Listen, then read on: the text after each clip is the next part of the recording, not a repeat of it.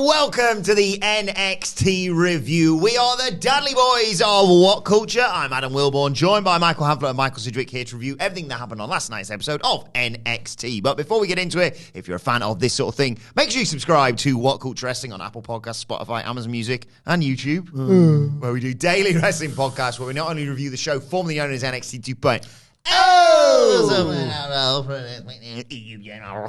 AW Collision, pay-per-views, premium live events. We have interviews, roundtable discussions, and a round of the week complete with Money Go quiz, of course, on Wrestle Culture. As I said, they're joined by Hamflett and Sidgwick to review last night's NXT, a show that is making a lot of money for WWE. Yeah, not a lot to this one, but it was hard not to think, man, everybody was just in celebratory mood. It was like a Friday afternoon.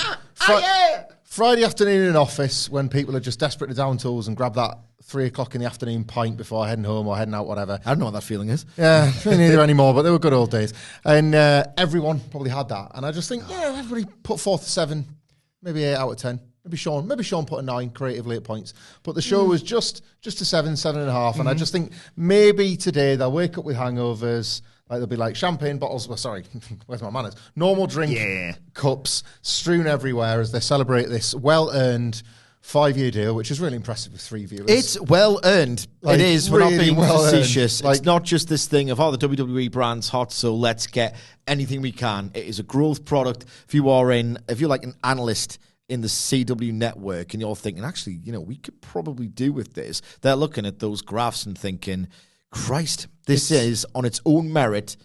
Like, obviously, the WWE branding helps enormously, but on its own merit, like, they have earned this rights fee. They really have. It's the total opposite of the USA Network one in 2019, isn't it? That was proper. Yeah. Do us a favor. We want to try and shut a rival down. This is, look at this product. Do you want it? Like, that's, yes, they've done it how they should do it. More than you'll ever know. More than anyone will ever realise, apart from the 3 people in this studio. Yes. Yeah, we've been campaigning for it for years. 15 million, that's what they currently get, I believe, yearly, and it's going to jump to $35 to $37 million annually on the CW network. It's a $100 million wrestling show. Yes. NXT. We did it. I was so proud of our little show. Is this what I'm going to feel like when Eric grows up a bit? Yeah, oh, yeah, absolutely. Can you remember when, I'm fairly certain this was the DIY, Aleister Black, Ricochet, all the other ones didn't work. Let's get as many as possible because we are finished. WWE is finished. Oh, yeah. And Michael Cole was like, if you don't know anything about NXT, WWE Universe, it's a little engine that could. It's like, no, it's not. It was the financed by the Monopoly promotion. So it's not really the little engine that could. This is the little engine that could, and did. When 2.0 started, remember when they did the War Games where it was like the old versus the new? And they referenced that to last night, didn't they? And I was like, that was a real flashback for me. The last room, like Ciampa was the first champion of this era, and you're like, all right, great, can you off? Like, gone into this new giant that was a security guard 3 weeks ago. I kind of want to look at what they're up to. I've seen Adam Cole and Kyle O'Reilly wrestle for 100 hours. Yeah. What's this guy got? And it turned out the best spear in wrestling. So, is that okay? Yeah. Let's get into it then. The show opened with the Heritage Cup match. Noam Dar versus Akira Tozawa. Hundreds of millions of dollars. I did think, let's get this out of the way, and then we can get to the Von versus Bron stuff, which is what we're all really tuning in for. They always seem to get me with some of these Heritage Cup matches near the end, though. I'll give Noam Dar that. He's such a git that I'm like, maybe this is going to be the time that someone outsmarts him, but they never bloody do, of course. No falls in the first round. They just finish with a big superplex as the time runs out, and the entourages, the metaphor, and I was about to say Gable University there. I don't know where that came from, although let's not rule it out. Not yet. The Alpha Academy, they row a little bit. Noam Dar in the second round scores the first fall, grabbing the tights on a roll-up. And as Tozawa sort of protests that, he gets chinned by Dar to take us to break. We come back and have missed basically the entirety of the third round. But the fourth round, Tozawa is all over him here. He takes out Oro Mensah, who's getting involved at ringside. Big flip dive to do that. But he gets posted by Dar as a result. But as Dar's propping him up against the post to kick him, he ducks. Now Dar kicks the post. He gets sent back in the ring, gets put in an ankle lock, and submits to take us to 1-1 going into the fifth round. Tozawa look great here in the fifth round. Pops up with a Rana in there, gets a 2 count off that. There's a nice Gable-inspired delayed German suplex as well. That looked great. Really good stuff. Hits the spinning kick, goes up top. Mensah tries to distract him. He tried to distract him on several occasions, actually. Finally, though, he kicks Mensah off, sets up, goes to the senton. The referee's distracting himself with getting rid of Mensah, who's been knocked out to the floor. And Lash Legend pulls Dar to safety, so there's no one there as he goes for the senton. And Dar slides back in, Shining Wizard, 1, 2, 3. Post-match, I think they were showing a replay because they just cut back, and for some reason, Aura Mensah was yelling at Maxine Dupree, but it did lead to something cool because she slapped him, Gable hit him with a suplex, and Otis did a splash. And I did think, oh, it's great, but where's the worm? But hey, got to wait for these sorts of things on this show. That's the beauty of NXT. It always rewards you. What did you make of this opener? It was better than I thought it was going to be. Not to patronise either of the wrestlers because it's Akira Tozawa and Noam Dar, but a bit like when we were labelling the field of the 2016 Cruiserweight Classic. Like, this style is literally dated. Like, it is all stuff you've seen before, so it's hard to make 1,000,000 times. Yeah, like, it's hard to make it feel new. And this didn't here. I've realised with the Heritage Cup, and, like, I think I've been harsher on the format than you, but there can be these great moments. The Heritage Cup reminds me of the Ring of Honor Pure title in that these are rules that have isolated things that make wrestling matches more exciting and, like, tweak them a little bit, rope breaks, like the time running out, all that sort of stuff that theoretically should help the match, but in fact hinder it because the prizes don't mean much. Like, if you apply these rules to, say, a Roman Reigns title match and you banned interference, then it's like, now he's really knackered and it's for the belts, for all the marbles. I could totally see myself getting drawn in by these rules and how somebody just runs out of time or he's not got any rope breaks left or all that sort of thing. But then it's the Pure title or it's this Tin Pot Cup. And the stakes hit me all at once and it's like, oh no, 3, 2, 1. Oh, so what? Like, it sort of takes the air out of the balloon that they've worked quite hard to fill. And that happens every time in one of these Heritage Cup matches, and it's not really the fault of the wrestlers. Nor Noam Dar, who I think is trying, with comedy as much as wrestling, to make it matter. Like, I think what his goal here, or what Shawn Michaels' goal for him, is to, it's a silly knockabout thing, but eventually the babyface that wins it for reals is going to get this huge pop. I think they're onto a loser there, personally. But, like, noble failure stuff all the same. It's weird because, like, contradicting the intro entirely, where it's like, they kind of deserve this. They've developed a show with a certain charm, a certain appeal. It's a growth product. And it was a victory lap I just took, and now I'm running backwards because who is this for and what is it? It's just the weirdest thing. You've got Akira Tozawa, who has been stigmatized as a total main roster, unfunny goofball for years and years and years. Then you are suddenly asked in the body of this match to take him seriously as this credible, exciting wrestler who, in a fairer world, without the metaphor, could really get it done through his own, like, incredible skill. This match was set up in a haunted house last week on Halloween Havoc. So you've got supernatural wrestling meets 24/7 tier, 24/7 title tier comedy meets very traditional British rounds wrestling meets every sort of North American carny stable interference booking ever. Who is this for? If you're a fan of all of those things individually, if you're a fan of British round style, you cannot take this seriously. You don't like it. And there are very few aficionados of that style. Like, it's not the 1970s anymore.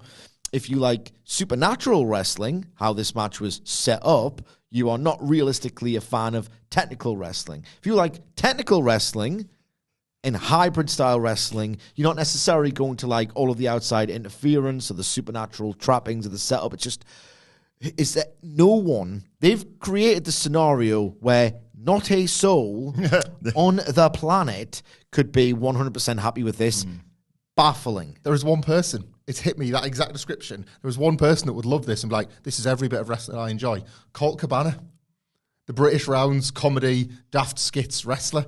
He'd be like, finally, somebody's put it all together. Like, remember when he like came over here and he's like picked up all them tapes and then he tried to incorporate it into his comedic acting. It's like, yeah, great, you've got a bucket and a towel in the corner. And it's just like watching World of Sport. Thanks, Colt. Thanks, Colt. He'd love the Heritage Cup. Thanks, Colt, for everything. So then after that, we throw to a clip. Colton watches. We throw to a clip of Mick Foley. They're letting legends basically pick the qualifiers for the Iron Survivor match at NXT Deadline. Got some lovely people doing it, and JBL and Lola are doing it as well. Because it's Foley and I think Lita next week, and then the arseholes after that, basically. So hang on, they're picking who's in it. Yes. And there was a qualifying match between Tiffany Stratton. He picked that, though. Oh, did he? He picked this and the Dijak. We already knew about it. Yeah. But then they shared it. Just to clarify. So you picked it a fortnight ago then because the match was actually meant to go ahead. Yeah. No, he didn't. It was weird because they did do this roundtable last year. Do you remember? This odd array of wrestlers coming together to pick contenders. Road Dogg was there. Molly Holly, I think, was one of them. It's the same sort of mix then. Yeah. Lovely people, arseholes. But it's funny because if you go like, which WWE legends can we pick? 90% of them are cancelled, shoot trash. Do you reckon they're like the scales of justice or whatever? Do you reckon they're like, okay, on this side we'll put Road Dogg. Right, we need something really good to balance this out. Molly Holly's one of the best people in the world. There we go, that might get there. I can't wait to see what JBL and Jerry Lawler have got to say for themselves on this show. JBL's going to book Brooks versus Jensen. My kind of bar fat guys. What would he say about Corbin? Remember that? That was burying deep underground, if I remember correctly. Why didn't they just beat him up? Even if he can't take a bump now, JBL, they could have just had him mysteriously attacked backstage, and Corbin can say, "You're useless to me." That'd be really good. That would have been the better way around. It might happen in NXT. Maybe Sean will give him his redemption. It is NXT. JBL came back for 4 weeks on television and basically went over Johnny Gargano and Baron Corbin and left. And when he just swept the legs when Gargano was dancing around his hat. Asshole! I was like, actually, JBL, you're all right. Actually, the worst person alive. You're okay. Hang on, wait a second. I think we've got something before this. Hey, JBL, you know how you're one of the most irredeemably terrible people to have ever been involved in wrestling?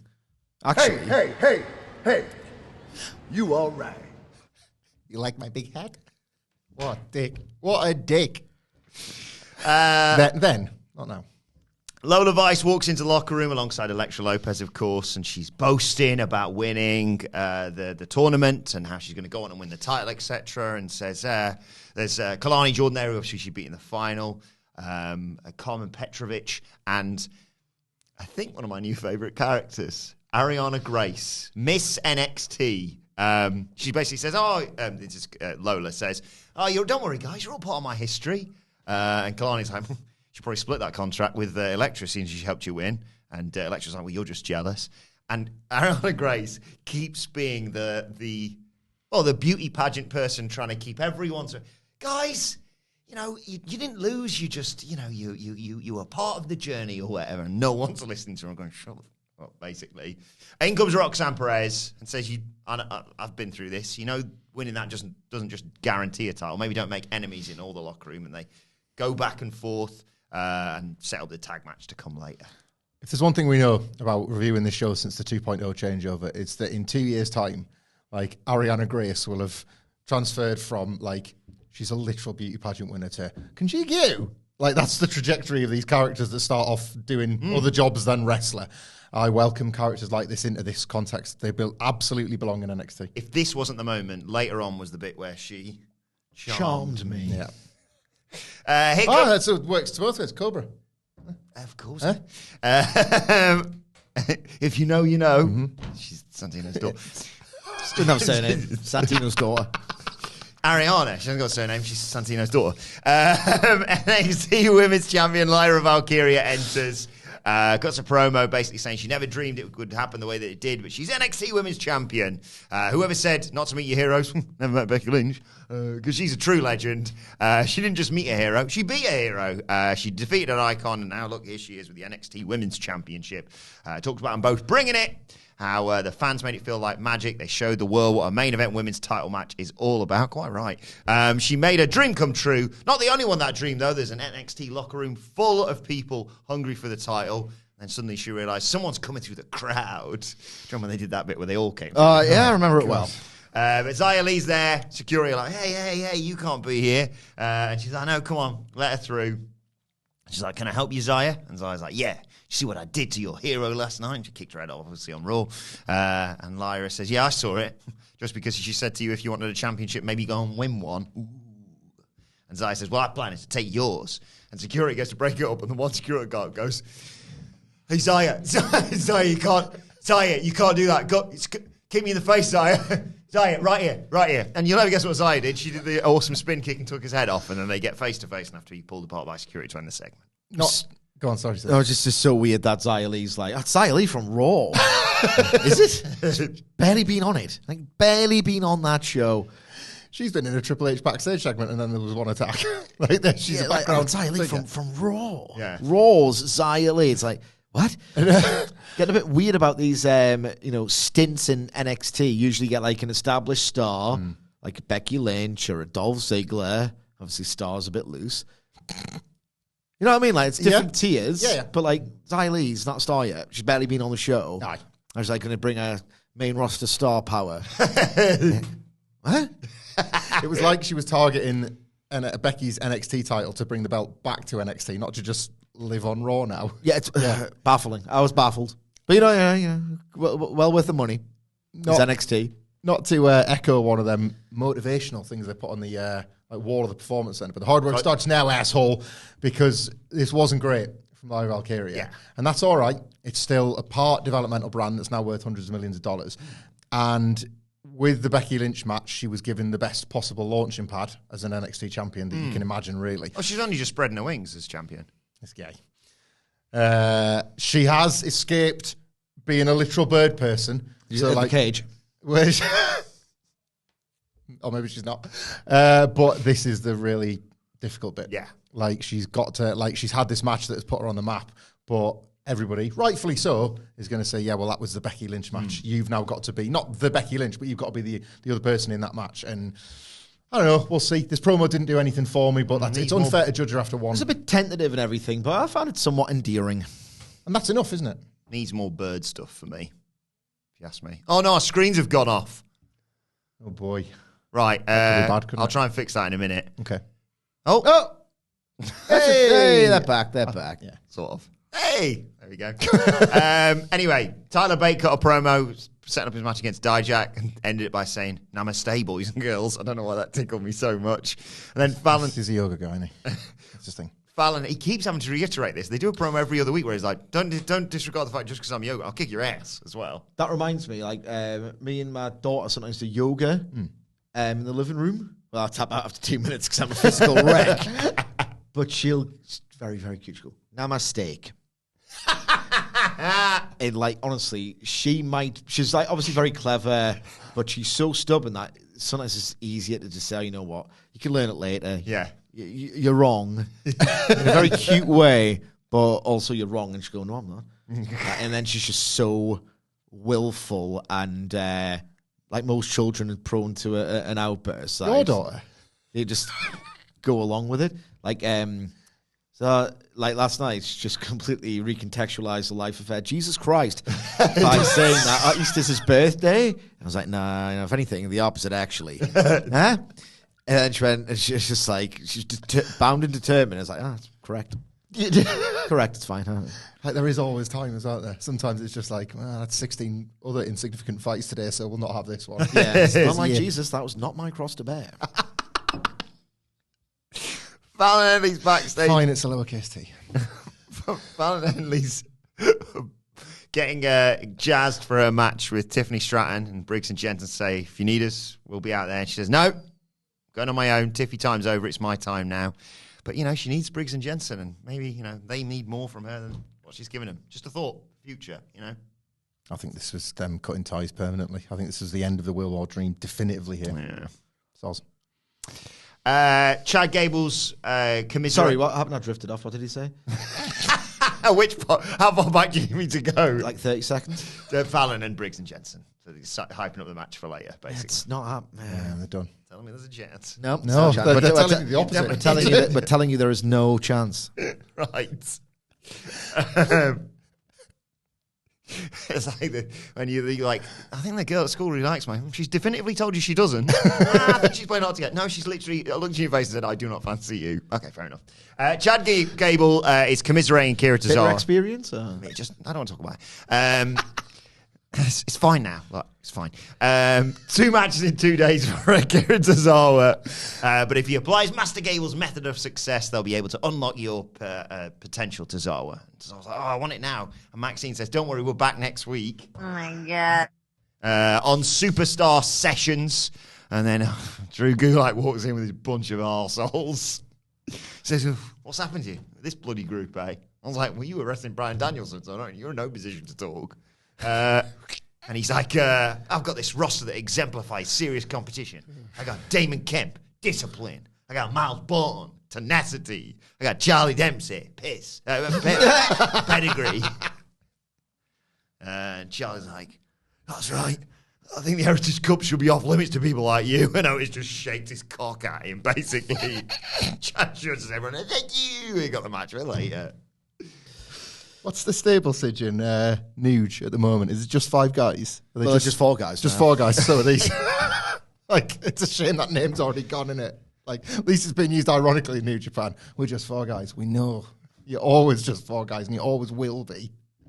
Especially you, Charlie. They're the worst. They've got Gallus. They're giving Gallus. Them lot. Serving Gallus. Yeah. Who would ever serve that? ICW. Then we see one of the referees walking out of HBK's office. He's been instructed to use his discretion in the Von versus Bron match later. Let it go. Let them kick each other's ass. And then we got Tiffany Stratton versus Fallon Henley. First qualifier match for the Iron Survivor Challenge at NXT Delane. Henley looked good early on, dominated. Kept putting her in like Boston crabs, half crabs, and stuff like that. There's a superplex, that takes us to a break. When we come back, what a rough bump this was. Fallon comes off the top for a crossbody. Stratton grabs on, rolls through, and then just ran at the ropes and dropped her through it to the floor. Oh, my God. Yep. And then Stratton gets her back in, sit down powerbomb, gets 2. Fallon fires back up briefly, shoulder tackles, clothesline, charging back elbow, a leaping facebuster gets 2. But Stratton's been targeting the leg and the knee of Henley, wrapping it around the post and what have you, as a chop block. Henley tries to go for something else off the back of that as well. Knee buckles. Stratton hits the Prismas on ever and covers her 1, 2, 3. As you both said, Tiffany Stratton advances to NXT Delane. This was sicko thrills and a bit okay at the same time. What were they thinking? What were they thinking? I enjoyed it because I'm a bit, I don't really have traits consistent with a psychopath. That's more Michael Hamflett's kind of deal. But maybe I do. Maybe I do because I like that a little bit too much. I like this. They were permitted to have some ambition to try the stuff they tried here, and that's what matters, I think, especially when you're Tiffany Stratton. Like when I mentioned about Lyra Valkyria, Tiffany Stratton's the bar. Like her matches at this point on this show, especially at the bar, she's like super athletic, really physical, really strong. She's main roster ready. Oh, absolutely. And probably has been for quite a while, but sometimes worth keeping people around a little bit longer on NXT like her, who she's already at that point, I think, where she can help others. I think Fallon Henley was pretty great here, but I don't think she's been led along by a nose by Tiffany Stratton or anything, but it's easy to sell stuff when it looks like it really hurts, and Stratton's got that. So I think that's probably, it's one of the more memorable Fallon Henley matches that she wasn't having with someone like a Kiana James, and I think you can see the tears, and that's a good thing sometimes. I liked as well. I don't know if this was like intentional or not, but hand of the author, etc. So they set up the prettiest moonsault ever at the finish. Tiffany has a quick look to say, is she too far away, or can I do that? And then she just went, yeah, I'll just absolutely nail it flush. Really, really nice stuff. That's like Kurt Angle, Rob Van Dam levels of, well, I can do it. Yeah. I've got faith in myself to do it wherever they are. Yeah. Right. Wes Lee's back, of course. He's backstage with Mackenzie. He's dancing. He's happy to be back. And she's like, where have you bloody been? And he basically says, I think we can all kind of relate to this. He was like, I was just burnt out, to be honest. I didn't bloody stop as champion and then trying to win it back and what have you. So I just had a bit of a break. And I thought, fair enough. But he's back. He's got a big list of things he wants to do. Top of that, smack Dominic Mysterio in the mouth, get his title back. In comes Baron Corbin, who's like, hey, welcome back. No one cares. Wes is like, well, you're bloody fine for relevancy anyway. And Corbin's like, well, I could do what you do. Or I could just beat up Ilya Dragunov as I did. And Wes is like, well, I want to beat you up, probably, if anything. And Corbin's like, hey, there you go. Then you and Ilya both have something in common. Failing, that is. Oh, I didn't see that one coming. And then Corbin just goes, oh, piss off, and walks away. And Wes says, time to add something else to the list. Very odd, this return of Wes Lee. It's like there's no heft to it whatsoever. And while I can, like you, relate to the burnout, should a babyface be saying that? Yeah. They're meant to be these tireless, hard workers. Like, imagine Kenta Kobashi just saying, kind of, injuries are piling up. Just going to have a holiday. You know what I mean? Not feeling it. Just not feel. I can't be arsed. I cannot be arsed. Not feeling it. I'll see you in a few months, guys. Imagine Kenta Kobashi saying that. You just can't, can you? No, you can't. You know what I mean? You can't do this if you're a babyface. Like, yeah, I think you've pinpointed what it is. If the real life performer, right?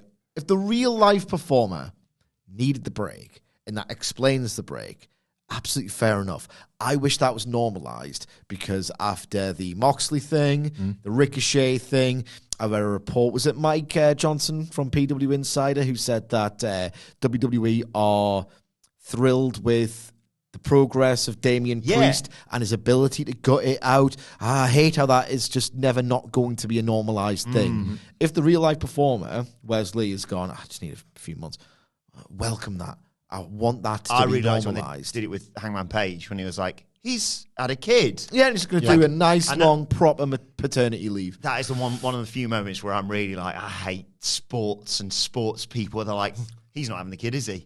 No, but maybe he wants to spend some time and help his wife or whatever. It's the mentality with which all these elite athletes are raised on, and one that as a non-elite athlete I just can't relate to. Like, I think that, to Sidge's point, that's what should exist. It should be normalised. Like, conversation about mental health has been normalised to such a point that people understand this, but, like, it would never extend to sports coaches. Yeah. Like, you go until the wheels fall off. It's just the character's different. Like, and it's like there's no heft. Like, he was gutted to be leaving. They must have changed the creative plan. Yeah. Because NXT, like, it's a focused and coherent version of stupid. It's not that stupid. Or maybe it is. I don't know. Are we dropping the attack thing? Or is it still... You've just made this up. Well, it wasn't even me. It was like that tweet that we saw where he's packing his bag in front of the two of them. The shot composition. Yeah. Like, because it does... I don't even mind if it was just to put over the rigours of being North American champion and the idea that you want to win. Like, he wants to win that belt back, but he knows that heavy is the head that wears the crown and all that. But, like, it didn't... Unless this is part of it and it's all going to be a big thing of, like, you pretended like you wanted to, but you just were lying low or whatever. Yeah. Who knows? Let it play out. They've earned those privileges. I think... Yeah, there'd be nothing wrong in that as the reveal because then that sort of explains why this was a little bit lightweight. Like, if nothing else, Wes Lee, again, you understand, he wants to, like, restore the prestige of the North American title, but also what we know about wrestlers is that after you lose that belt, and especially if you take time away, you come back, you aim higher, and aiming higher would be attacking people involved in the main title picture, which is what's occurred, so I don't know. I feel like I'm having a little bit of a Fallon Henley, Brooks and Jensen thing with you over this. Bron's walking backstage looking a million foot tall. And they're like, oh, are you concerned about tonight? He's like, concerned? Me? The only person who needs to be concerned is Von Wagner because I'm going to kill him. I'm going to make a statement tonight. This is going to be I like this. Give me the shortest comeback ever. I'm going to desecrate whatever is left of the corpse of Von Wagner. From Rick's pretty great, isn't he? Yeah. Dijak, there's a little video getting pumped for his match. Mick Foley picked him because he's got the endurance, the discipline, the grit. Grit's back to survive Iron Survivor. And the only person in the way is Twinkle Toes Tyler Bate. Was that a Cornette reference? Sure, I hope not, because that is an ugly thing to say. Anyway, moving on quickly. Very quickly. To Bron versus Von. Oh my God. What? That and that. I didn't just bleed during this match. I'm not going to disgrace that. I did. I mean, put him through that table. I can't do it. Can you do it for me? On his behalf, Yes. I don't endorse the just bleed. I did not just bleed during this match. So he does, doesn't it? He does. That was your biggest flex of a just bleed, though, because it was on Wilbor's behalf. You're having to power it through because you didn't believe it in your own. Imbue yourself Yeah. with the just bleed. Walked 30 minutes to the next metro station today. I'm feeling I'm feeling cut and dry. Yeah. I walked My knees and shins are in agony. I walked home last night and I thought, am I going to be jacked by rest? Same here, 'cause I'm an idiot. So, You see metro delays lately, they've just stopped giving excuses now. have they? I saw a tweet yesterday, like, delays up to 45 minutes. Metro trains are running to a 45-minute delay. You've just repeated the delay. they're no longer telling you why standards have got that low. The explanation now is due to the age of the existing fleet, you're f***ed. That's basically what they're saying. Like, trains are and you're f***ed. Thanks, Tanawea Metro. So now I go get the 8:20 train, leave the house at 8:10, 10-minute walk to Hebden Metro, and then you look at the board, 18 minutes. What? It's meant to be 3. And I thought, right, okay.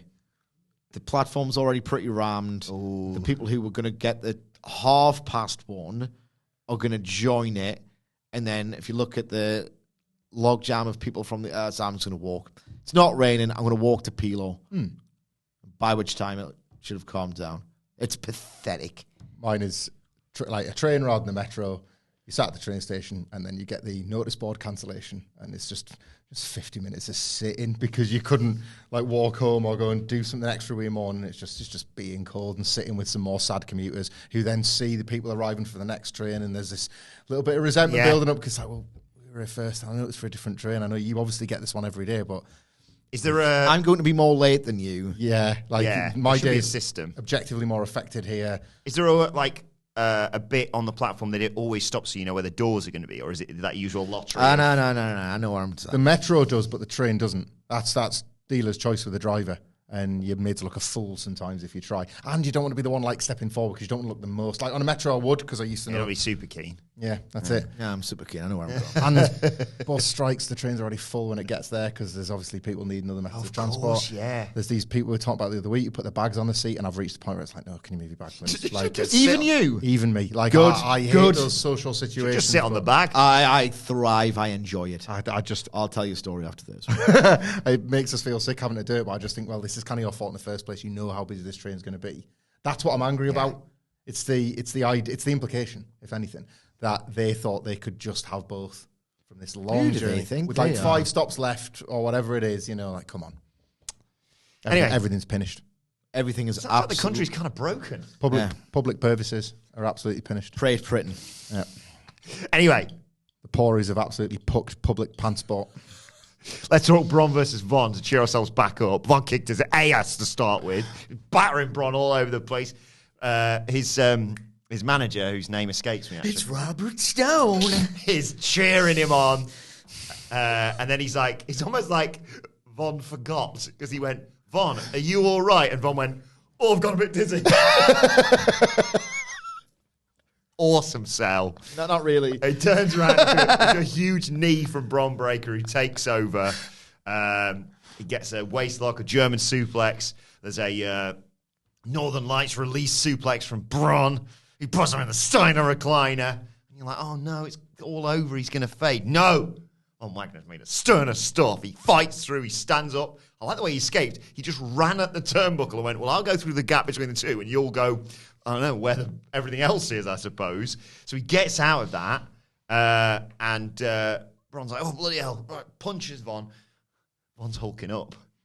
He's vonning up. I don't know.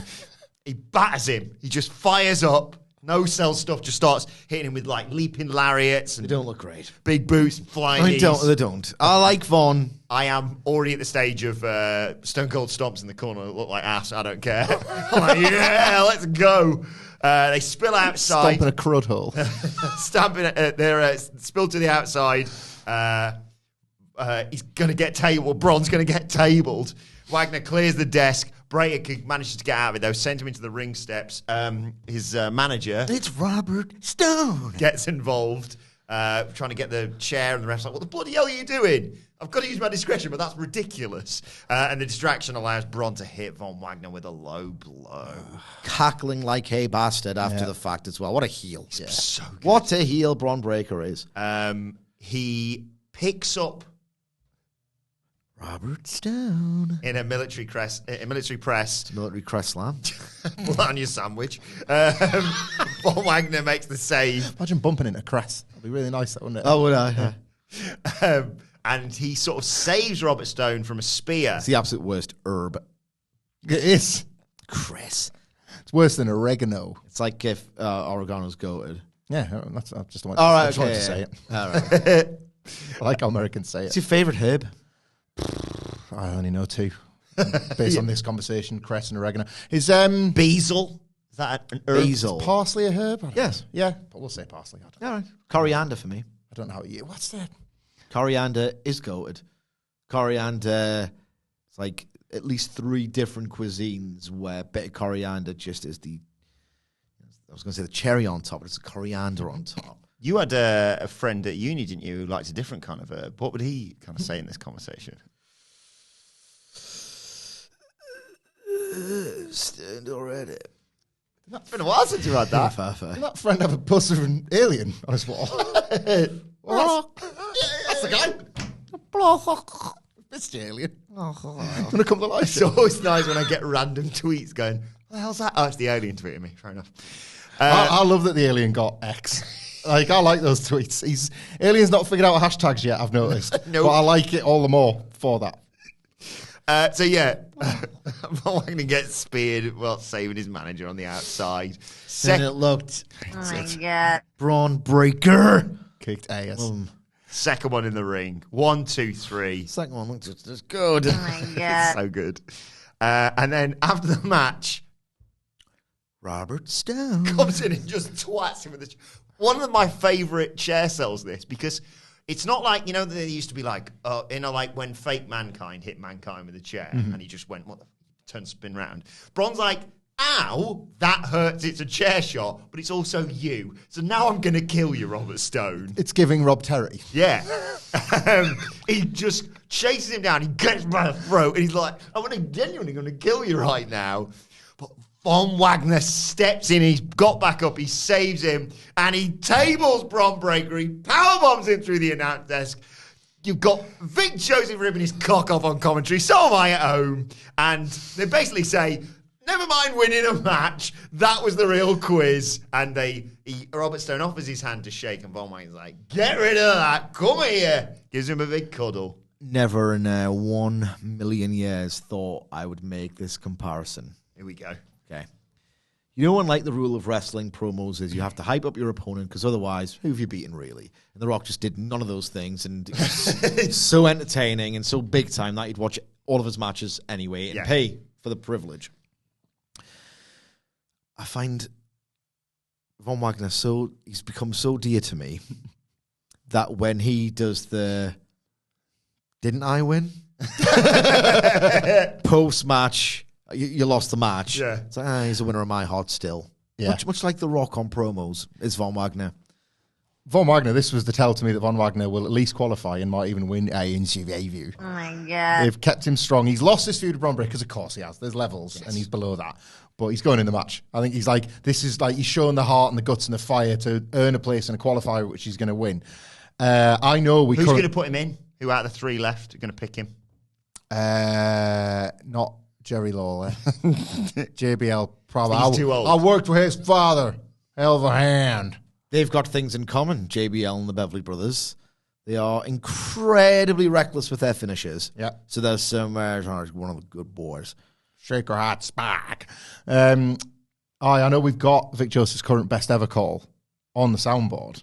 Oh! Teachable moment! But I am genuinely tempted to relegate that to second after I don't care about my candy. Box is horrible on the table. And Vic, was like, Vic wanted it so much for Von, as did I.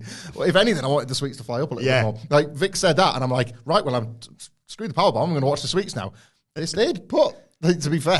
Yeah. Can you not have said something like, I don't care about my incredibly expensive broadcast equipment or the, the show potentially going off the air with no commentators? Because it's meant to be this destructive scene. Yeah.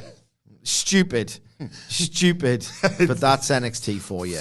Your DoorDash order booker, put it through the table. You know that episode of Friends where Joey... Because it's meant to go wrong, you see.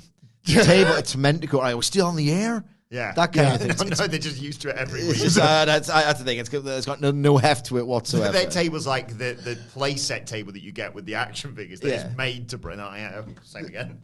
That table as well. Like, let's mourn that table because, of course, it was in a long-term relationship with Von Wagner. The man that goes out with tables. They made that clear. They made that clear weeks ago. Those sweets, man. Like, you should have had Booker T diving to save them because he's so hungry at work. We know this.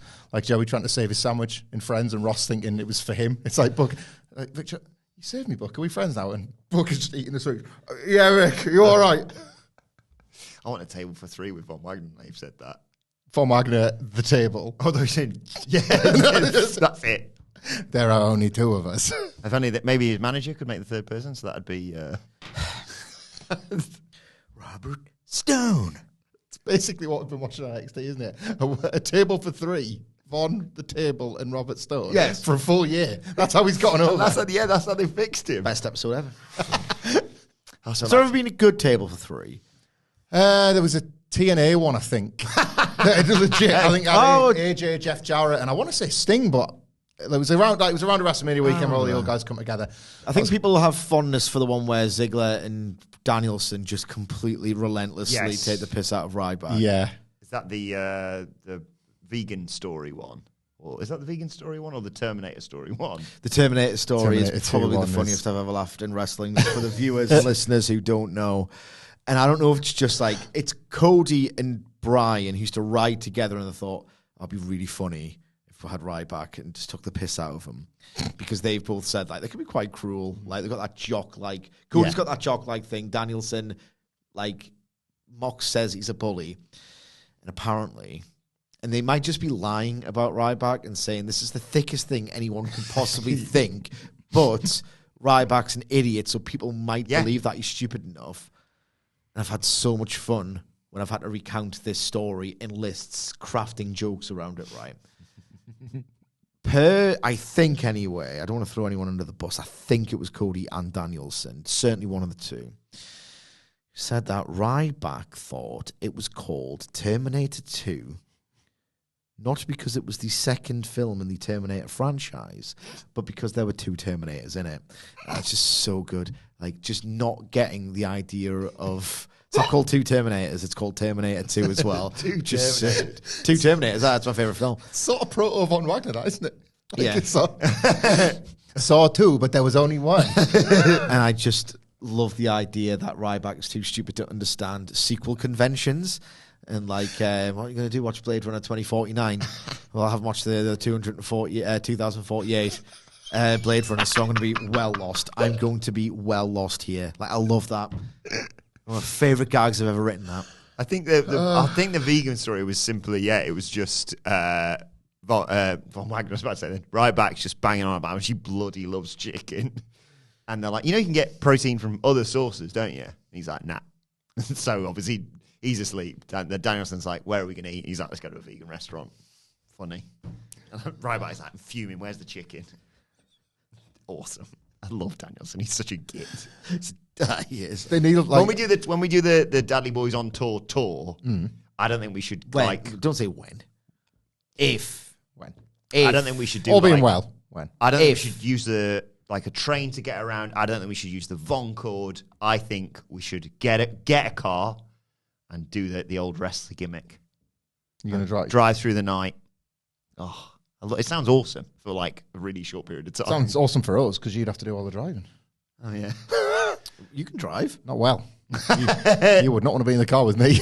Really? Oh, I'm not nervous. I'm not a nervous passenger generally. You will be, apparently. I was going to say I was a nervous driver. That's why I retired. I retired defeated. Like, my youngest son is 8. Do you ever do it? No, it's been 8 years since I drove. Drove my Really? wife home after it. I was miserable behind the wheel every time. Hated learning. Took 3 times to pass. Never felt comfortable. And it's super dangerous if you're not confident. So I was just like, stop doing that. We have to do a sing-along if you're in my car, so get ready. Go on. I like driving in my car. 5 a.m. It's going to taste great. It's going to taste great. Oh, God, I don't want to do that. Right, Mackenzie's backstage after that. It's always cancelled. Yeah, it's all cancelled because they hate him. Mackenzie's backstage with Melo. She's asking him about Trick, obviously, Trick coming back, and they recap his reaction when Trick comes out in the main event of last week. And she's like, what is going on there? And he's like, hey, I was just shocked to see him back after such a brutal attack. And she immediately goes, how do you know it was a brutal attack? And he's like, well, I was kind of first on the scene. He's not helping himself here. But he insists he didn't attack Trick.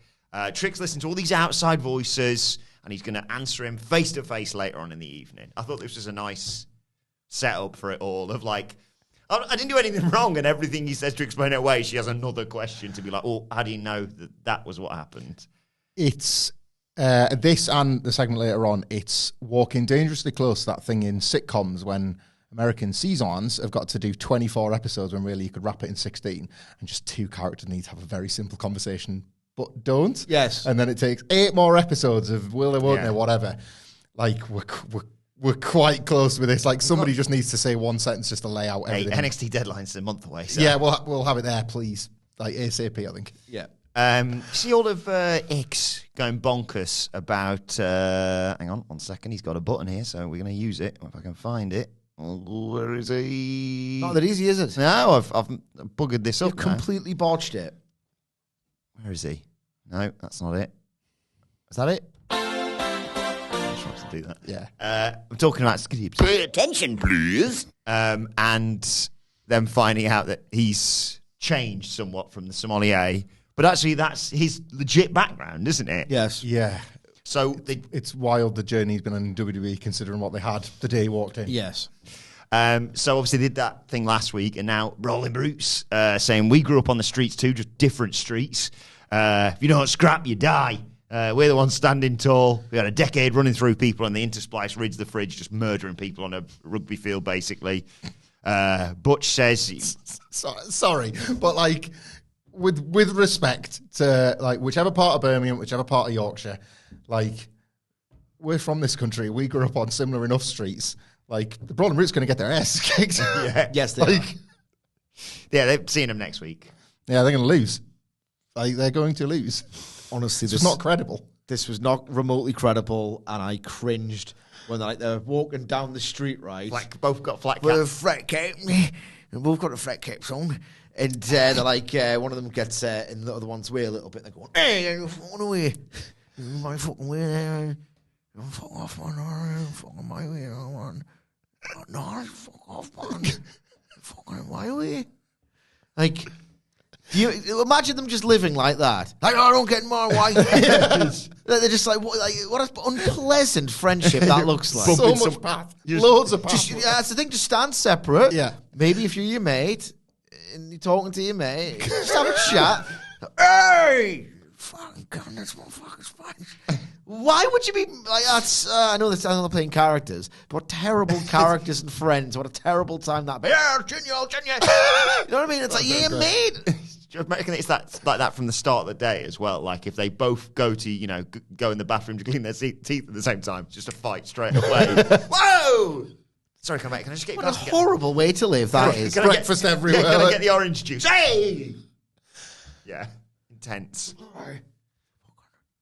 What is it as well about NXT, WWE, whoever that like loves to produce Brits this way? This was very subculture pilled. Last week's Raw review. If you want to watch that, like walking down mean streets, like fighting over Nout, like or at any given moment potentially about to fight about now, but like somehow we're holding it together because we're subculture, but we could fight. Ooh, like that's not how you live.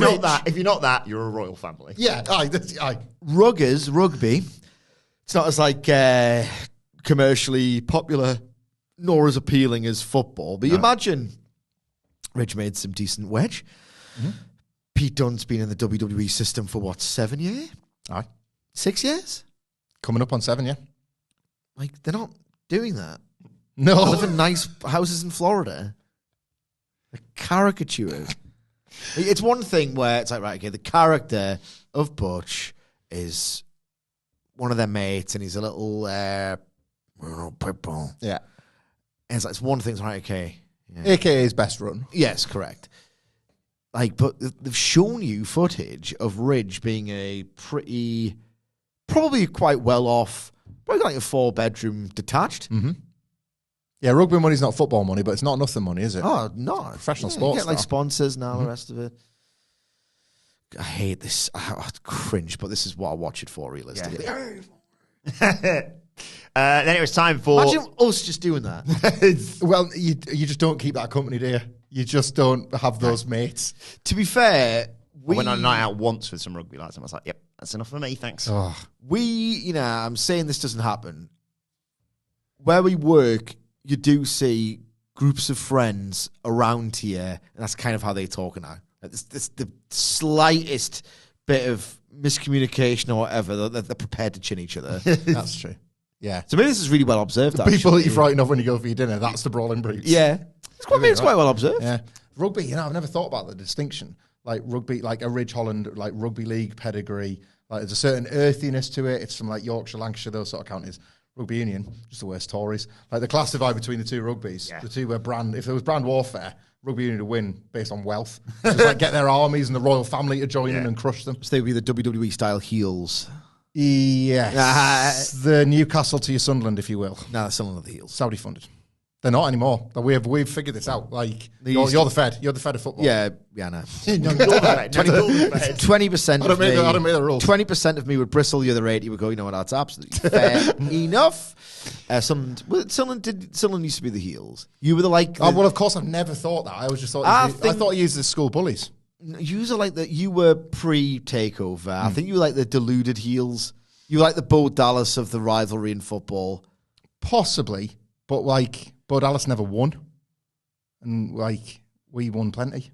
Like who did all right for that kind of attitude? Us more often than not before the 6. It's, do you know, like, have you seen the Derby record? I don't care. It's bizarre. It's like 150 something games, dead even. Is it? Same number of draws. It's like that wild. Springfield Shelbyville joke from Lemon of Troy, isn't it? Like the Lemon. So I would be in football nearly half the time. It's just like have big fight.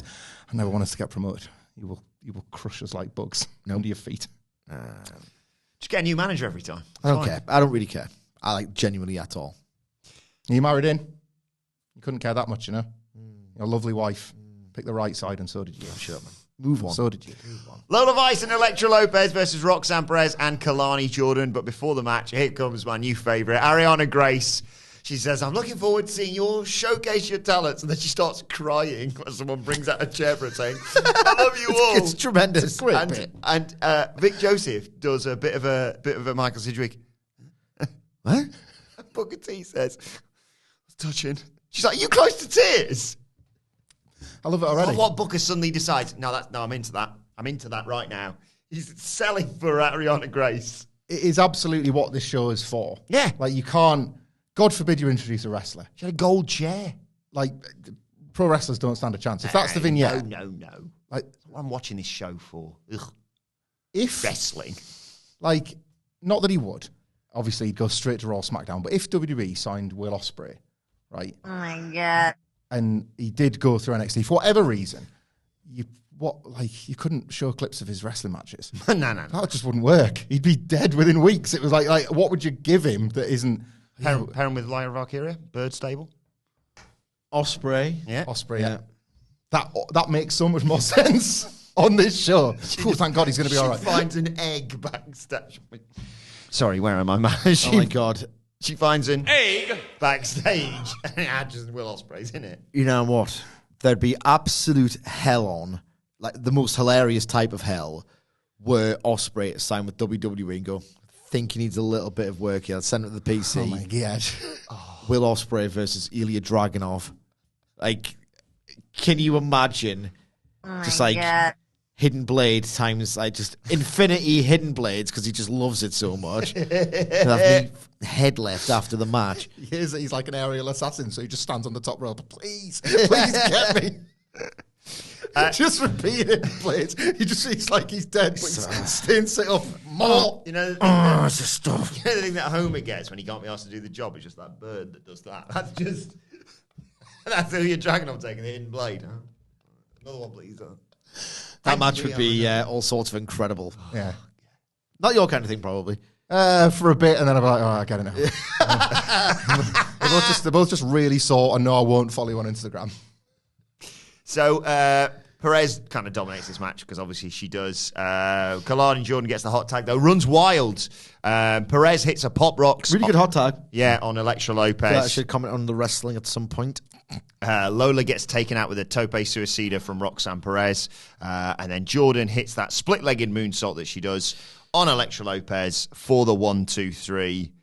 She quite literally missed a step. Yes. And it's one of those where if it's that kind of move, you'd think, that's a bit convoluted, but it looks really fun and cool, so just do it. If you miss a step on that kind of thing, it's like, just do a split-legged moonsault. Yeah. It's one of those where it can really sort of fall apart if one stage goes wrong. The whole thing is like, oh, that's pretty stupid to do, actually. Just kick her in the face. Other than the 5-star frog splash, the split-legged moonsault feels like Rob Van Dam's best ever move, because a lot of what he did was just, you could just jump on him. Like those 6 flips have really cost you some key time. Counted. That one, Let's not forget the Van Daminator. Oh my god! Well, yeah. Oh my god! Oh my god. But again, like to an extent, it's like amazing. Just smash them with the chair. Like you'll get the if you hit them really hard with the chair. The split-legged moonsault created that. Oh my god, he's got him straight away. There was such an impact from the proper split-legged moonsault. So when you delay that, it's like, well, you've just diluted the one thing that makes this move make sense. Yeah. It's all about the post-match for me, though, because Ariana Grace is like, I'll do the post-match announcements, actually. She says, congratulations, Roxanne and Kalani. But while they won tonight, the real winners are all of you. Huge part of the Wilbur household because Carmen Petrovic has jumped her and told her to shut up.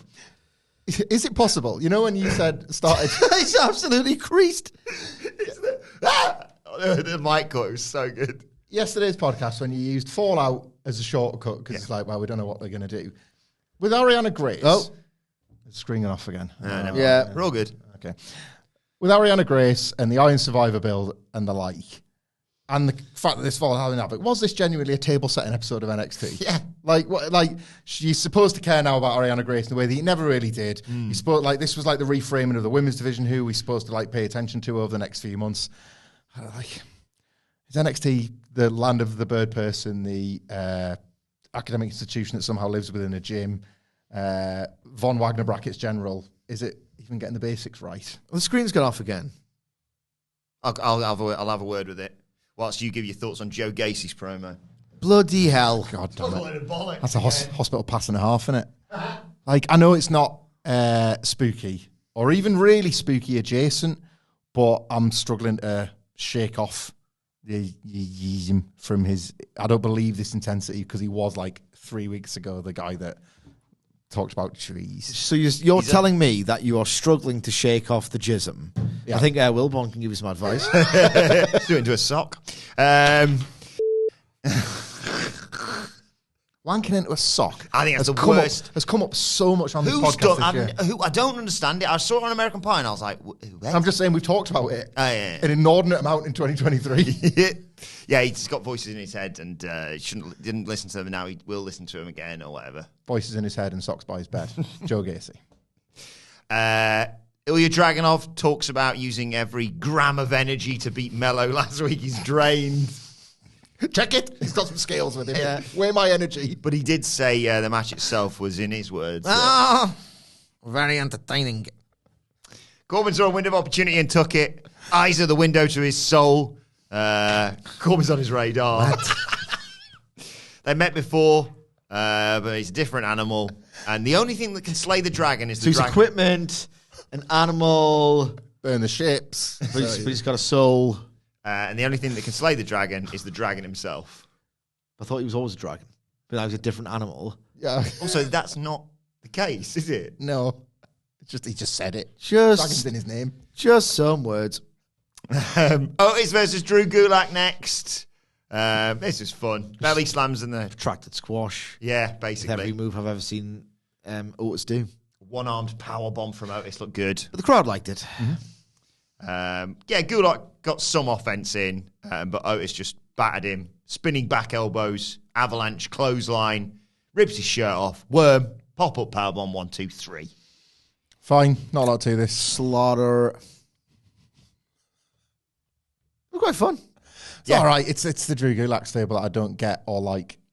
I don't. Well, it's buried them 6 feet underground. Yeah, like 6 feet underground. And he's like the coach of all these losers, and he's just getting his arse handed to him. It's the polar opposite of the Drew Gulak stable across the ring as well. Yeah, exactly. Yeah.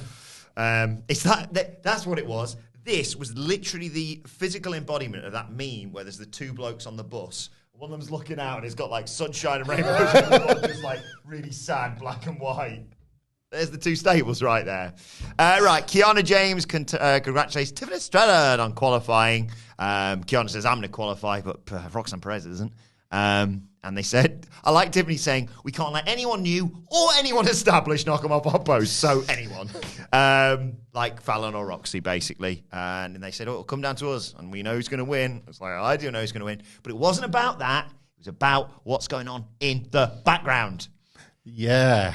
Because Dante Chen has become corrupted by power. Like already had the pain, but like not a lot. So he's supposed to visualize that he's like. Didn't he put his hand on it though? Wasn't he like, oh my bloody eye, oh, I've become corrupted. How have you done this? Like, just a perfect handprint of pain. It's like a panda. What's the bit?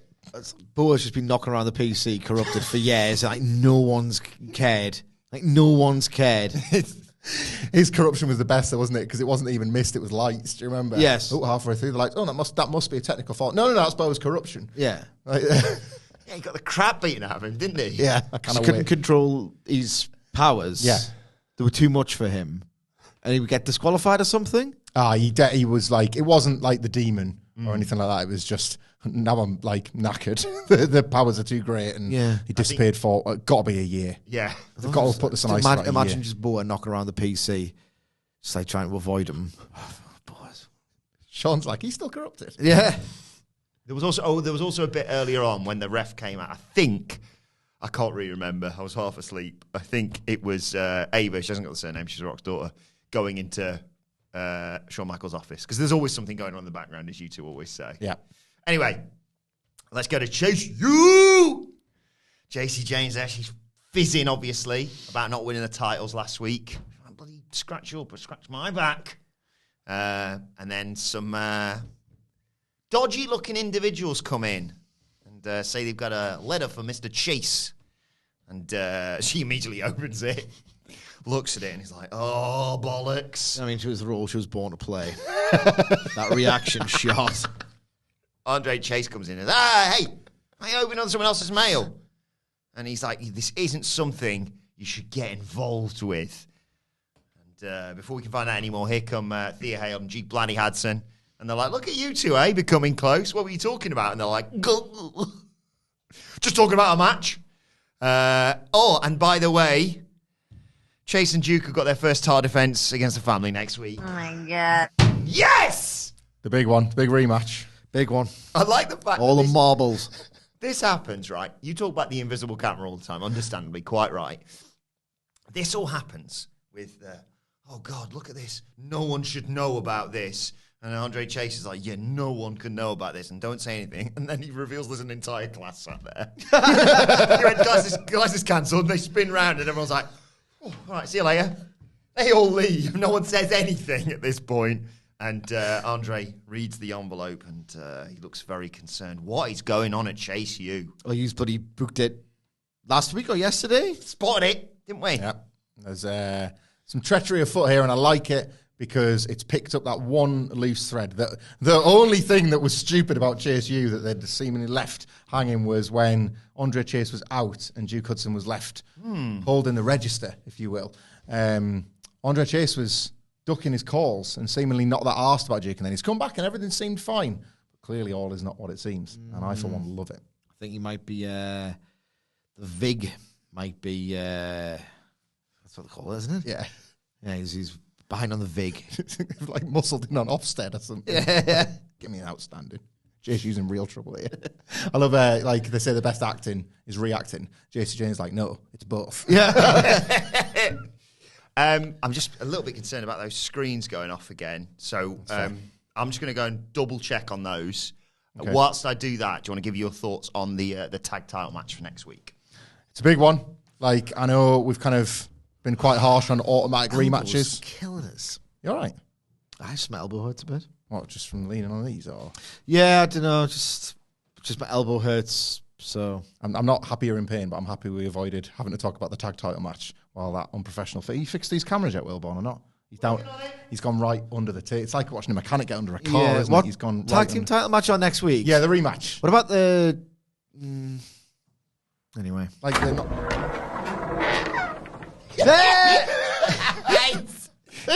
Kind of tripped as I came in there. all right, Stags. I think you're okay. You got a big match next week. You can't be getting injured like this. Whoa! Looking forward to it. Title's coming home, baby. Has Shawn Michaels ever, from a health point of view, ever questioned the amount of flying you do as relates to the work you've got to put in the gym and on NXT? And Gotta keep it on the quiet, to be honest. Right, okay. I'd appreciate if you didn't let anyone know about this happening. no problem. What do you mean about these goddamn cameras, huh? Well, Wilborn's down there at the moment. I can see. Yeah. Keep working on it, Willie. Here's a test, right? You're a WWE contracted superstar, I am indeed. right? What are those things there with the lights on and 4, 2, 3, 1? I believe they are cameras. You're not meant to know. What? Oh, yeah, I see. I have no idea, Sid. What are they? All right, doesn't matter. Except that one. That's our hard one. Stare at that relentlessly. Always reacting to that one. So number 2, can you see that thing? Number 2. Yeah, I see it. You can't see the other ones. Nope. Yeah, right. Okay. Good. Sid, You've learned something. Sid, what's the deal with the Beatles? Huh? Well, the Beatles are only. Big week for them. They are only the band Wings could have been. No, no. The Beatles, in my personal opinion, are the greatest musical group in the history of at least popular music. Profoundly influential, a sensation on a global scale that in this increasingly fractured cultural landscape with endless options, the endless stream of TV, as Alex Turner called it, you will never get anything like this ever again. Not only were the biggest global phenomenon at the time, but they were also, at least in my opinion, the most artistically rich group ever. They were a group of 4 lads from Liverpool who took the world by storm. Every single bit of pop music, Stacks, that you might have listened to since, 1964, 1963, has the DNA of the Beatles, and Paul McCartney's chord structures and melody arrangements in that DNA. They completely transformed what pop music is. They, after doing some touring and really simple but just incredible, timeless melodic pop songs, got really experimental. That's when they recorded some of their best music. They pioneered several production techniques, and towards the end they really started to fall out. Archive footage captures this fallout. They somehow contrived to create some of their best music when it's all completely falling around. They are the biggest cultural institution ever. If you like, do you like heavy metal music, Starks? Not so much of a fan of heavy metal, but I like all sorts, to be honest. Sinatra. The Godfather OST. Yeah. If you liked heavy metal, you might just have the Beatles to thank with their recording of Helter Skelter from the White Album. Do you like dance music, Starks? Love a dance. Love a little dance. Huh? What do they call it in the States? EDM? Yeah. Electronic dance music. You could genuinely go back to Tomorrow Never Knows from Revolver and think that, okay, that the shape and the rhythm and the sort of the sound of dance music might have been forged with the recording of Tomorrow Never Knows. Just the absolute best. Profoundly influential, an absolutely wonderful discography. I'm a basic bitch. I'm a Revolver guy. What's your favourite, Sitch? Whoa, Abbey Road. Abbey Road. I mean, the goddamn, what do they call it? Medley. Oh my God, that medley. And You Never Give Me Your Money is the best song, and that's on there as well. I tend not to be like too into the tech side of music, but you can hear the studio walls on that album, can't you? Yeah. There's something about it. It's just There's something unbelievable. about So what's your favourite Beatles song? Revolver. I'm a bit What's your basic. favourite Beatles song? Well, see, I'm a Red Album 63 to 67 guy more than the experimental stuff. So probably 8 days a week. Nah, I do love just 8 think days I a just week. think it's perfect. Yeah. You know? It's Ron either, told me to tell you there's only 7 days left. it's Take that to either you never give me your money.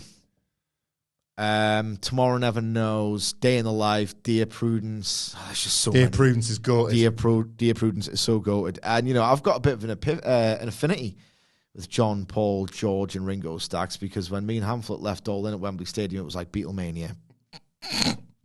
So that... know what they went through. Starks... Oh, sorry, go on. I'm a big fan of the Beatles myself. So that was the deal with the Beatles. Big fan of the Beatles. I got every Beatles album except one. I need help. It's good. That is very good, Stacks. That's my favorite Beatles album. Probably the best of the Beatles. Yeah. Gotta say. All right, 3 jokes, 3 questions for you. Sage, what do you call the Beatles at a group sex party, huh? Picture that. Right. What do you call the Beatles? All them sucking and f***ing back there. At a group sex party. The Fab 4G? Oh, maybe, but he doesn't really... That's more of a Hamflet. Yeah, it is. Like, really trying to, like, squeeze that pun into something that doesn't fit, but just doing it anyway. Just doing it anyway, relentlessly, every day. Don't hate the player, hate the game. Since January 2017. Okay, so it's got to be a Beatles song on this, correct? Yeah. What's the setup again? We can get this. What do you call the Beatles at a group sex party? This might go on a long time because I'm determined to get this. Hard Day's Night's got the word hard in it, but I Oh. feel like you might be saving that for later. They got out on... no. We will kick ourselves. Yeah. God damn it, Stacks. I do not know. What do you call the Beatles at a group sex party? Fab fornicators. You were so goddamn close. Thought you might get it there for a sec. Sorry, Hamflet. It's all right. It's fine. Guess Question- I'm just a bigger Beatles fan. Question joke number 2. Which Beatles song charted highest in Italy? Huh? Be careful with this one. There's some traps out for you. Yep, you always do. Right, okay. So it's got to be some kind of Italian word in that you can put into a Beatles song, and obviously the joke, which is meant to appeal to. I mean, this isn't Arrested Development or anything. So I think this is a masses Joe Stacks has got plenty of that. A joke for the yeah, he does. A joke for the masses that's got an Italian word that most people would know in the title. So let's talk Italian words. Amore. There's loads of love in Beatles back catalogue. Is there anything on that? More. Any other Italian words? I don't know many, Ciao. Ciao. Got anything on that? I don't like... All my loving 8 days a week. I just think Stack circles the drains more than we give him credit for sometimes. I really do. Norwegian wood. A Swedish person wouldn't listen to the Beatles, but a Norwegian would. Huh? A little bonus one for you. It's a freebie. Freebie. So you've actually not done 3, you've done a Fab 4. Hey, look at me. I used to be part of a threesome, but I don't want to talk about it. Sad times. Turned into Jeff Jarrett, turns out. Beatles song charted highest in Italy. I don't know. Magical mystery to help. Help. I don't know. Don't know, Stacks. Stacks. Which Beatles song charted highest in Italy? Penne Lane. Penne Lane, like the pasta. Oh, yeah. Yeah. See what I mean? We aimed way too high. We got the technique behind getting the joke, but we just didn't get the actual joke. Yeah. Half a point for the technique? Have a point. Or for what's it called? The workings out. Used to get that for you. Show you working, yeah. Final question, final joke for you, Sid. He's already done the sex one. What did the Beatles say during the orgy? What did the Beatles say during the orgy? You say goodbye, I say hello. Yeah. When they have different sexual partners. Yep. There could be a sexual slant on that. I don't know. I don't want to guess. Okay. Okay, I don't know, yeah. What do the Beatles say during the orgy? Come together right now. What will see you later, guys? Good. He's sort of done us there, hasn't he? Yeah. Good. Fair enough. Good. We've gone out from under that desk yet, or what? My elbow's killing. Anyway, we didn't really say that was a bit impolite, wasn't it? My elbow's killing. Bye, Stacks. That's fine now. I can move my hand. Yeah, that's over good. here. Thank God, yeah. He was good. I like that today. Yeah, I heard you laughing from under the desk. Yeah. Yeah, you did laugh at the same time he was talking. Yeah. Exactly at the same time. Dijak versus Tyler Bate. Oh, God, I can't be arsed. I've got to buy a match. Can you be arsed with this now? What, now that you told Beatles? No, it's review Oh, well, no. of this match. It's got, no, it's Christ, no, not about this match. Dijak is, It's a bit rubbish, wasn't it? well, yeah, and he's sailed beyond Tyler Bate matches. That's so cruel to say. But and it's Dijak. This is the guy in Retribution. Yeah. It's like, what? Tyler Bate, what are you doing with yourself? I like the bit where he chucked him over the guardrail stakes to fix That was good. You know what? Maybe I've been a little bit too harsh. Oh my god. And I had a little backflip spot. He does to remind you that he was also once in those Keith Lee matches. Yeah, there was a big I super. hate it is like headlock. You know what? 5 stars. That's really technically and physically impressive. I'm just hurt my hip. That's like wrestling review in a nutshell, isn't it? Like, that bumper's rubbish. Watch me take one. Oh, Jesus. Call the hospital. 4-3 for me. Yeah, there was a big superplex. We came back from the break, and then later on, Dijak goes up top. He looks like he's going for a moonsault. Another superplex, but Dijak lands on his feet. Big Boot gets almost a 3 count. Dijak tries for Feast Your Eyes. Bate tries for the Tyler Driver 97, but in the end, Feast Your Eyes gets it. Dijak qualifies for NXT Delane. Yeah, didn't think much of the match, but good for Dijak. He's had a good year. He's going to find himself miraculously in title contention in 2024. Good for him. He suffered the WWE system and survived. I wouldn't rule him out winning Iron Survivor either. Yeah. Right, main event time. Melo's gone down to the ring. Obviously, they're going to have the is he a friend or is he a foe segment with Trick Williams.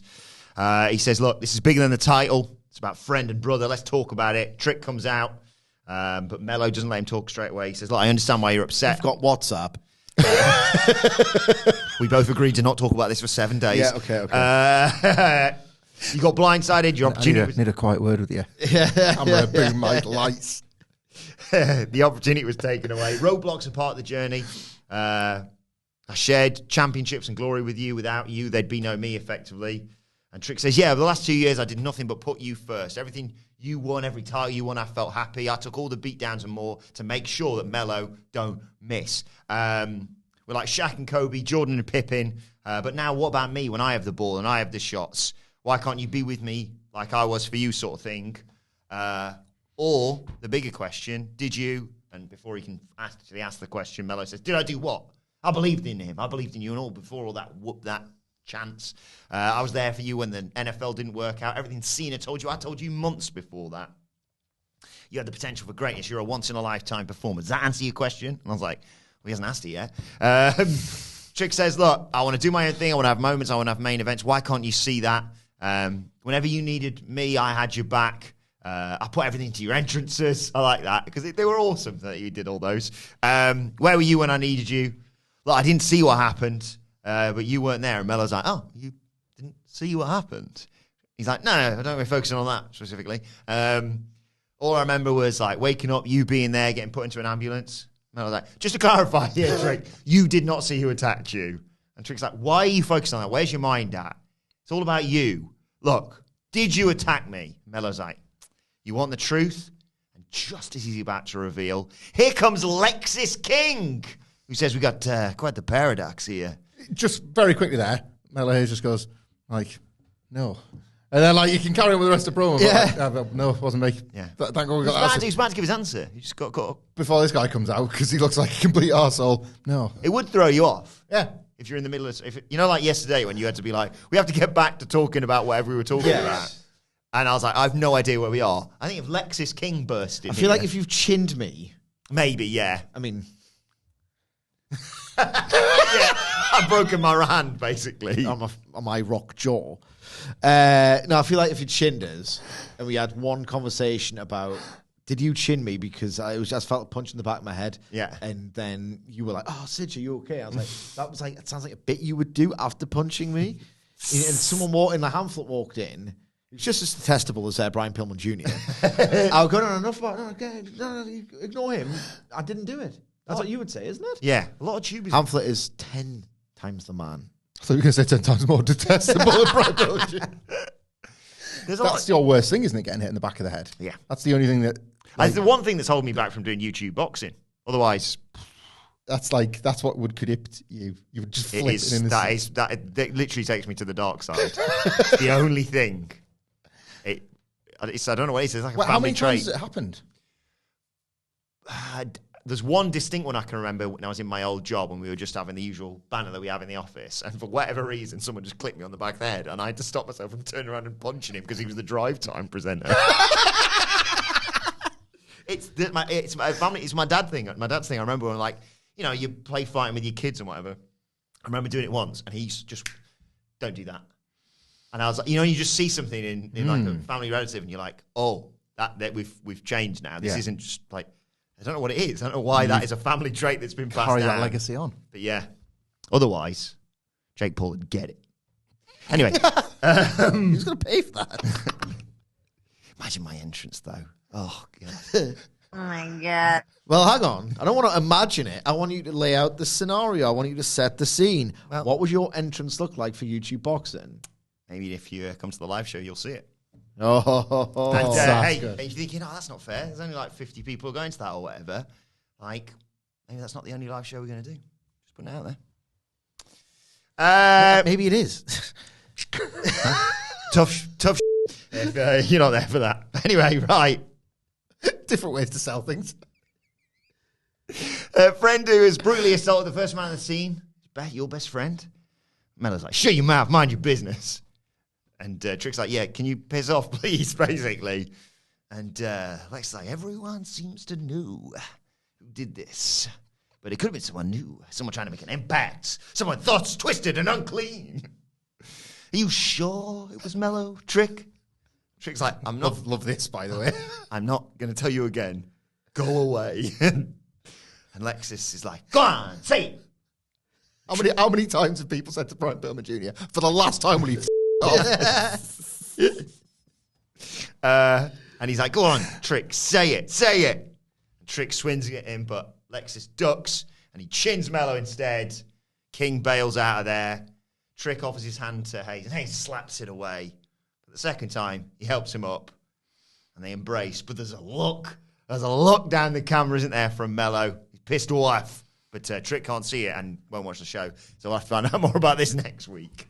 Again, like, they are a word away from solving the core problem between the two of them. I appreciate there's another whodunit element to it, but if it's not either of them, then they trust each other. They could just say that. The look is complicated. Like, they can't... I don't think they're sophisticated enough to get this much further along the line, but now I feel like it's also not Lexus King. Like, at the most, it's a two-man job here, and we're just they also said elephant in the room. I meant to mention that. Nelly.